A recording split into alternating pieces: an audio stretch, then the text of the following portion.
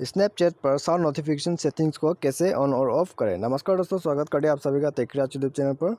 तो दोस्तों, आज मैं आप लोगों को इस वीडियो में बताऊंगा कि आप स्नैपचैट साउंड नोटिफिकेशंस को कैसे ऑन और ऑफ करें। तो पहले तो आपको क्या करना होगा, आप अपने स्नैपचैट अकाउंट को ओपन कर लीजिए और उसके बाद आपको जाना है आपके प्रोफाइल में।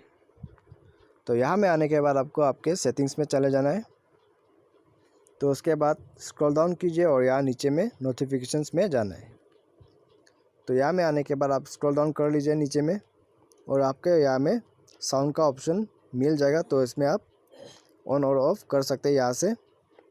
तो अगर आप चाहते हैं आप नोटिफिकेशन साउंड्स नहीं चाहते हैं आपके फ़ोन में नोटिफिकेशन साउंड, तो आप यहाँ से ऑफ़ कर सकते हैं। और अगर आप चाहते हैं कि आपको नोटिफिकेशन साउंड्स मिले तो यहाँ से आप ऑन कर सकते हैं। तो इस तरह से आप नोटिफिकेशन साउंड को ऑन और ऑफ कर सकते हैं अपने स्नैपचैट अकाउंट में। Thanks for watching.